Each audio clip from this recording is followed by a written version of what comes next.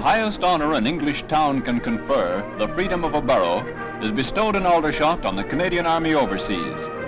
Through the area, known to every Canadian soldier of 2 wars, with General Montague presiding, a representative force marches to the Aldershot football field for the ceremony.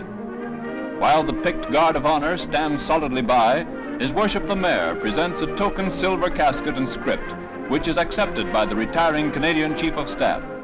It will be replaced at a later date by a scroll and album sent for permanent placing in Dominion archives. 4 platoons from the 2nd Canadian Special Infantry Battalion give an exhibition of drill rivaling the precision of a Guards regiment on parade.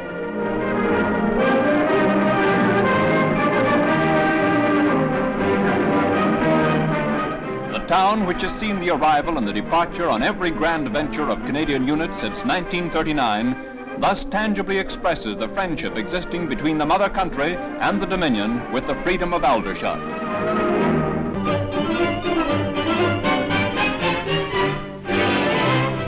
To London's Denholm Film Studios comes a group of Canadian repats to see how big-time movies are made in Great Britain's Hollywood.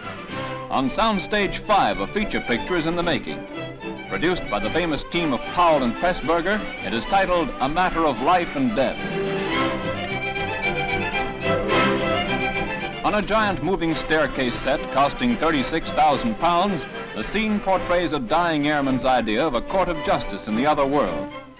The famous Canadian actor Raymond Massey greets his fellow countrymen. Mr. Massey is the brother of Canada's High Commissioner to Britain. Michael Powell, the co-producer of the picture, plays host. Powell knows Canada too. He directed the picture 49th Parallel in the Dominion a few years ago. The Canadian Army Newsreel cameraman shooting this story worked with him on that picture. Ray Massey explains all the 101 details which go on backstage during the making of an opus in glorious Technicolor.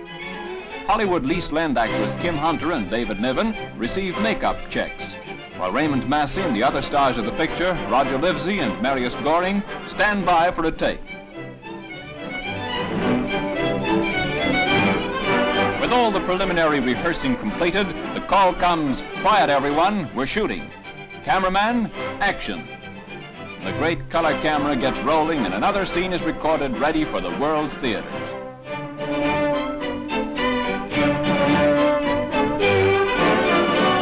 After the take, the stars demonstrate their technique to their guests. David Niven gives an off-stage performance which makes a certain CWAC long remember her visit to Denholm Studios.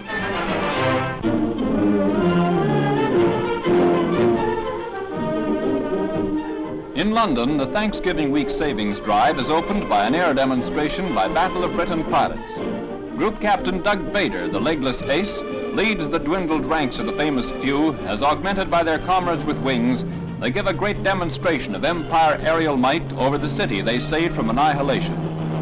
Just 5 years ago, the veterans brought down 185 German planes in one day and thus changed the course of history. Now they fly over a peaceful city whose people remember by saving to win the peace as they won the war. In Trafalgar Square, an exhibition of the diabolical machines of destruction which fell on London gives point to the exhortation, "Save for Reconstruction." Canucks are reminded of the approach of their own great savings drive.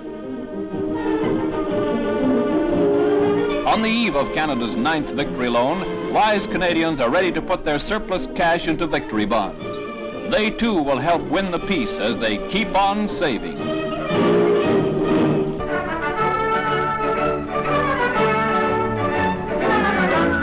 It's moving time for the 2nd Canadian Division in Holland. With the repatriation schedule running at full blast, the Blue Patch Boys are homeward bound. Breaking camp for the last time is a pleasant fatigue. Even blancoing the webbing is fun when you've got plenty of help and when the order is to smarten up for points west.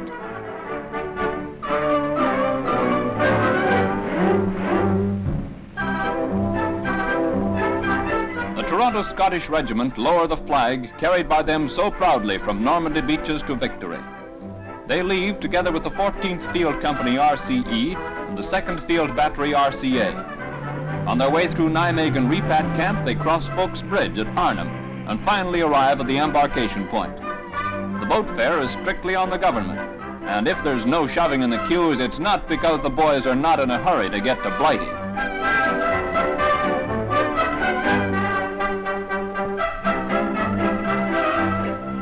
How can a man sleep when the white cliffs of Dover mark the beginning of the end of the trip, which will bring the fighting second back to the land of the maple?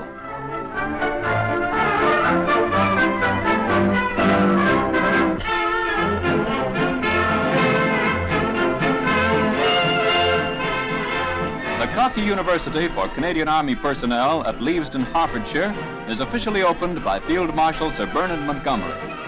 A modern college has sprung up on the premises of what was number 23 Canadian General Hospital. Nearly 600 students and 60 faculty members hear the announcement which proclaims the institute officially open.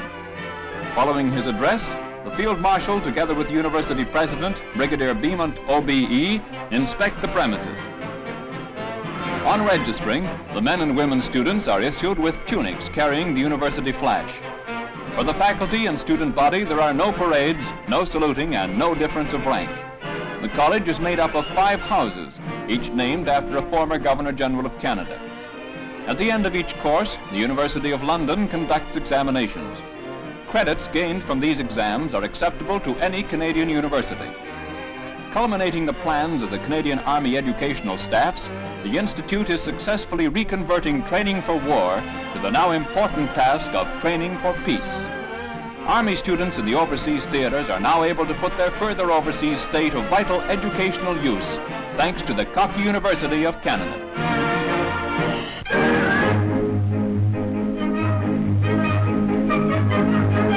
At Victoria Park grounds in Canada's rodeo capital, the 60th edition of the famous Calgary Exhibition and Stampede gets off to a flying start with a wild cow milking race. The big bad sister of Elsie the contented cow gives with the gallons whether she likes it or not.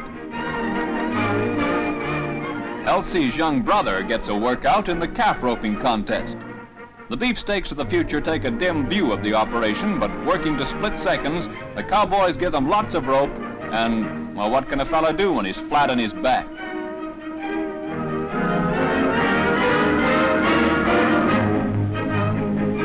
It's all very well picking on a guy half your size, but the crowd in the bleachers get their money's worth when the steer decorating contest begins. The general idea of this parlor game is to tie the pretty red ribbons on Bossy's horns, and, brother, that ain't easy.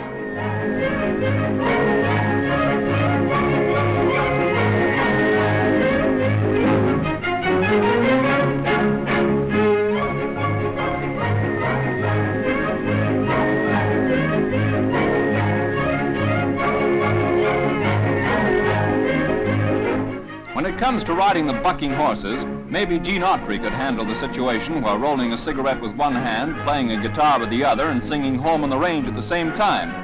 But he sure would have to have plenty of glue on his pants. The trouble with these fellas is they just won't listen to reason.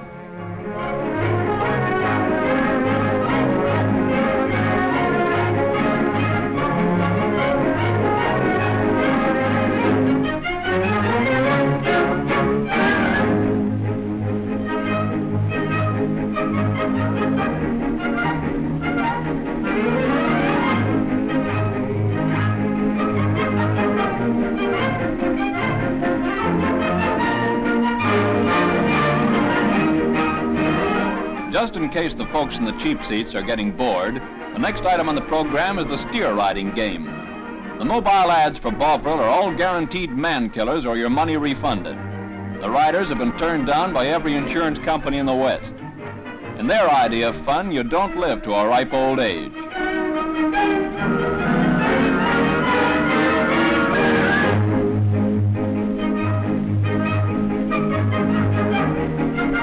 To round out the performance, the chuck wagon race gets underway. When it comes to taking the grub from point A to point B, the demon drivers have even the Army Service Corps beaten on points. As they battle it out hub to hub, there are no holds barred. Alvin Hinkler of Red Willow, Alberta, draws ahead in a driving finish. He breaks the world's record for chuck wagon driving in the grand spectacle of the West, the Calgary Stampede.